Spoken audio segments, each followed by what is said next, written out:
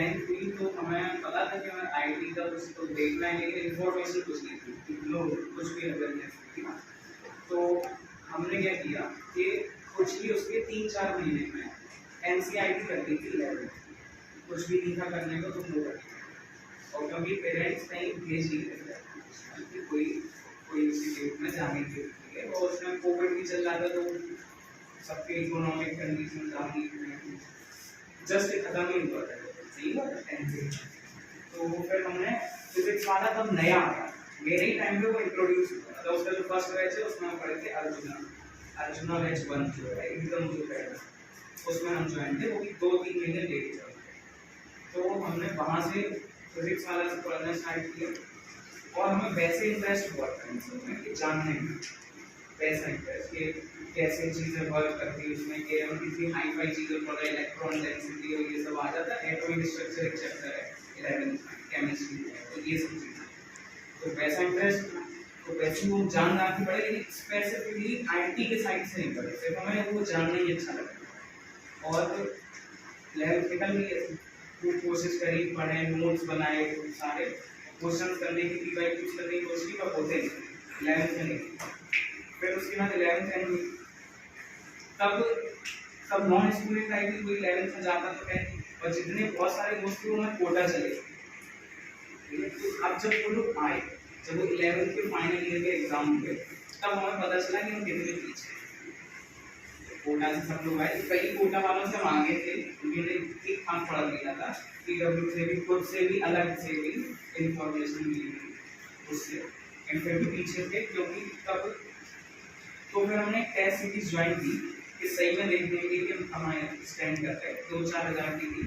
तो test series LLB की थी, तो लीडरशिप एक टेस्ट सीरीज होती है, उसमें टेस्ट की टेस्ट आते ऑनलाइन, तो हमने उसमें दिए, तो कम आए मार्क्स, कुछ में अच्छे हैं लेकिन मोस्टली में कम। तब हमें पता लगा पीछे आपको कुछ करना पड़ेगा। तब हमने स्पेसिफिकली क्वेश्चन लगाना चालू किया। क्या होता है 11th के एंड के बाद टाइम रहता है 12th चालू होने से पहले काफ़ी 3-4 महीने तक, तब हमने और पढ़ाया जाएगा क्वेश्चन वगैरह की, और हमने यूट्यूब से पढ़ा, फिजिक्स वाला से थोड़ा हटके अनअकैडमी की चीज़ें भी देखी, ऐसा था। अनअकैडमी फिजिक्स वाला ने पढ़ाया अच्छा था, लेकिन वो एकदम टॉप लेवल टाइप नहीं था, लेकिन वो फीस के हिसाब से वो बिल्कुल जस्टिफाई होता है, मोर देन वर्थ है, लेकिन वो एकदम टॉप लेवल हुआ है, जो सच में होगी, ठीक है। अब और मेन प्रॉब्लम थी क्वेश्चंस, उनके जो क्वेश्चन जो मॉड्यूल्स हैं उसमें क्वेश्चन की लेवल कम और अच्छे होते हैं, उनके थोड़ा तरीका भी थोड़ा सा अलग पढ़ाने का। तो फिर हमने अनअकैडमी का स्कॉलरशिप टेस्ट होता था, एक अनअकैडमी कॉम्बैट लेट थे, हम अनअकैडमी में भी 2-3 महीने यूट्यूब से पढ़े थे अनअकैडमी के लेक्चर देखने के लिए कि है कैसे, क्योंकि महंगा था जानने के लिए। तो फिर उसके बाद हमने उसका स्कॉलरशिप टेस्ट दिया, उसमें हमें 25% मिली, तो उसका नेक्स्ट भी फिर था स्कॉलरशिप टेस्ट, तो फिर भी हमें 50% मिली, तो उसके बाद 25,000 रुपये लगे थे। उसको पहले फिजिक्स वाला में 3,000 लगे थे, जब एकदम 11th में शुरू में आया था। तो हमने उसके मॉड्यूल्स भी मंगा लिए थे कुछ महीने बाद, उनको पूरा सॉल्व किया 11th में, लेकिन फिर भी पीछे थे, क्योंकि हमने उनकी सारी चीज़ें फॉलो कर ली थी जो 11th में लोग बताते थे, पीछे थे। तो अब हम अनअकैडमी से 25,000 में उसका ज्वाइन किया, फिर उसमें पढ़े, तब वो हमें उधर के पढ़ाई का लेवल ज़्यादा है, तो रुपये ज़्यादा तो लेवल भी ज़्यादा है, तो उधर बहुत अच्छी पढ़ाई थी, तो उसी के वजह से हम यहाँ आए। तो अब उसमें हमने सिर्फ 6 से 7 महीने पढ़ा अनअकैडमी, और उससे जो उनकी शीट्स वगैरह थी उन्हें सब, तो वो जो हमने 6 से 7 महीने पढ़ा उसी की, उसमें हमने 11th के भी कई चैप्टर्स अनअकैडमी से कवर किए, कई जो फिजिक्स वाला में ठीक से समझ नहीं आया या जो भी प्रॉब्लम रही वो अनअकैडमी से दोबारा कवर की और क्वेश्चन में। और फिर आ गया सेप्टेम्बर, इसी यही सब करते करते पढ़ाई चली, 5 महीने में एकदम फुल एफिशिएंसी से पढ़ाई हुई। 11th में ये नहीं हो रही थी क्योंकि क्वेश्चन नहीं लगते, लेकिन फिजिक्स वाला अनअकैडमी से ज्वाइन करके फिर सब करने लगे। तो हमने 11th की भी शीट्स की, हमने 12th के लेक्चर्स दिए अनअकैडमी से, उसकी शीट की 11th के भी लेक्चर दिए और कुछ चैप्टर की शीट्स दी, बहुत एकदम फुल एफिशिएंसी चल रही थी। फिर हमने हो गया था दिल्ली 5 महीने, अगर 5 महीने 12th में आके फिर दिल्ली हो गया, तो उसमें 1 महीना दिया, क्योंकि वो प्लेटलेट्स डाउन हो जाती है कहीं सीना वगैरह। तो अब हम क्या था, एक होता है एनएसईसी केमिस्ट्री का ओलंपियाड का टेस्ट, पहली बार हमने सुना था इसमें क्या है वो। और जो हम लोग अपने लोगों के स्कूल में होते हैं ना ओलंपियाड के टेस्ट वगैरह, वो ओरिजिनल नहीं है, वो सब फेक होते हैं। असलियत में यही होता है एनएसईसी नेशनल साइंस ओलंपियाड का कुछ टेस्ट, तो वो रियल ओलंपियाड वही होता है। तो उसकी हमने 1 महीने प्रिपेयर किया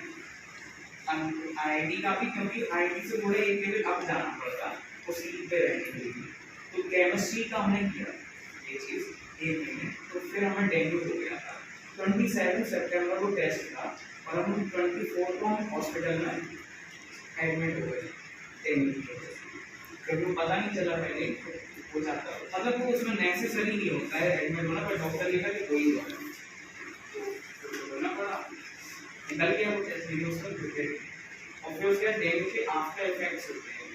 दाने निकलना है इस टाइप के, तो वो 1 महीने तक चला। फिर हम वापस बाहर गए, तो 1-1.5 महीना ऐसे गया, फिर एकदम फिर से खूब पढ़ाई की, तब तक जैन आ गया ऐसे बोलते होते। और क्योंकि हमारा जो 1 महीने में सिलेबस भी छूट गया था जो उधर चल रहा था, वो हमने वापस कवर किया। 2-3 चैप्टर छूटे, प्रोबेबिलिटी सॉल्यूशन केमिस्ट्री का और एयूसी है एरिया अंडर कर्व और डिफरेंशियल इक्वेशन, ये छूटा। ये हम मेंस में भी, हम जब मेंस का पेपर देने के आए थे जैन में था, तो उसमें हमने एयूसी 1 दिन में पढ़ा, 1 दिन में छोटा होता है एरिया अंडर कर्व, क्योंकि इंटीग्रेशन लेकिन हमने बहुत अच्छा पढ़ा था एकदम, हमने उसके बहुत ही एकदम 500-600 क्वेश्चन, 200-300 क्वेश्चन नॉर्मल बेसिक वाले, और फिर वो एक पेपर और कुछ बहुत ही कठिन। तो उस वजह से एरिया अंडर का कोई इंटीग्रेशन नहीं फिर होता है सर, तो वो हो गया। और डेफिनेट इंटीग्रेशन उधर तक सब पढ़ा था, जो इंटीग्रल कैलकुलस आती है आपकी पूरी, जो उधर तक डेफिनेट इंटीग्रेशन। फिर उसके बाद एयूसी डिफरेंशियल, वो चीज़ वो नहीं पढ़ता है, एयूसी डिफरेंशियल और प्रोबेबिलिटी। तो एयूसी 1 दिन में पढ़ा, डिफरेंशियल में भी 2-3 दिन दिए, थोड़े बहुत क्वेश्चन दिए, जैन में आ गया था, रिवीजन किया और सारा, क्योंकि 11-12 दोनों का रिवीजन करना पड़ा। तो 12th में हम 11th भूलने लगे, जैसे 11th से 12th पढ़ी आईआईटी लेवल, तो 11th में भूलने लगे। अब हमने जैन में पूरा रिवाइज किया सब, जितना भी पाए जो जैसा हुआ सब रिवीजन करके फिर हम मेंस का पेपर दिया 29 जून को था। और प्रोबेबिलिटी हमने पेपर के 1 दिन पहले, मेंस के 1 दिन पहले रात में थोड़ी पढ़ी थी, तो उसका कोई फायदा नहीं हुआ। हमने कहा थोड़ा मन में ही वो हो जाए कि हमने सब कर लिया है, एयूसी डिफरेंशियल पढ़ लिया, तो मेंस का पेपर दिया 29 जून को, तो वो अच्छा। तो उसका जब रिजल्ट आया तो आए थे 98.8% पहले, तो 8 के बाद भी नंबर चला, तो उसके बाद तो वो अच्छे हो गए। उसमें मैं एनआईटी की सीएस कंफर्म,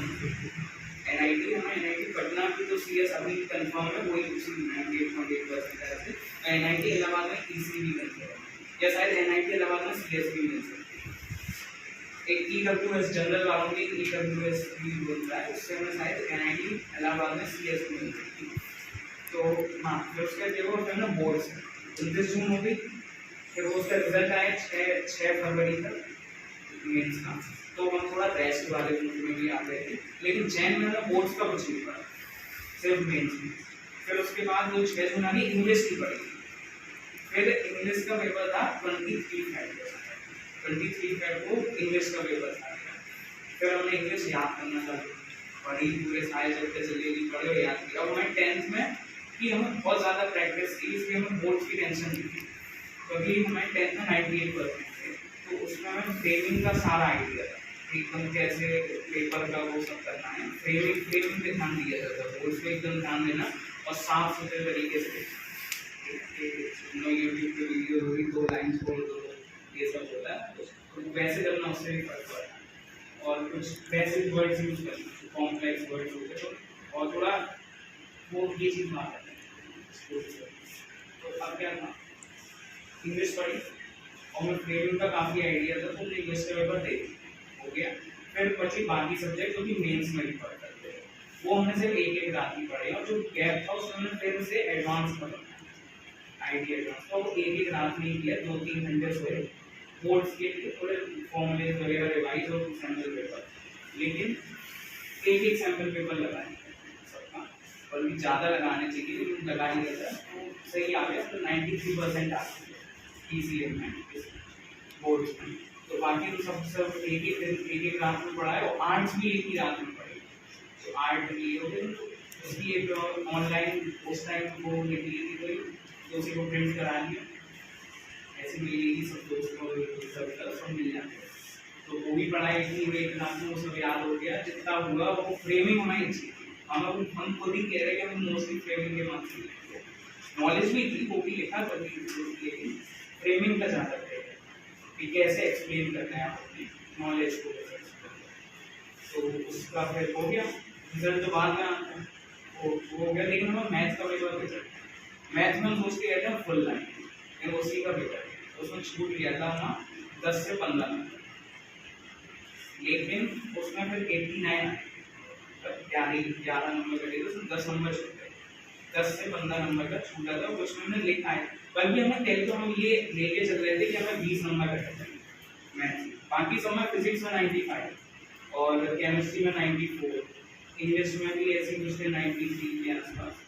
नहीं 93 आर्ट्स में थे, और इंग्लिश में ऐसे कुछ याद नहीं, 19 में थे, सब में 90 में थे, और इसमें ही कम थे, मैथ्स में 89, इसका मैं छूट गया था क्योंकि हमने सैम्पल पेपर उसके एक भी नहीं कराए मैथ्स, तो हमें उसका आइडिया कम, और बोर्ड्स का उतना पता वो 75% जितना था, तो वो भी हम लेके चल रहे थे, कई लोगों ने मुझे कहते क्या करना है मुझे सोचता है, तो भी लेके चल रहे थे, तो मेन्स में अच्छे आ गए थे, हमने सोचा 75 प्लस पाई थे,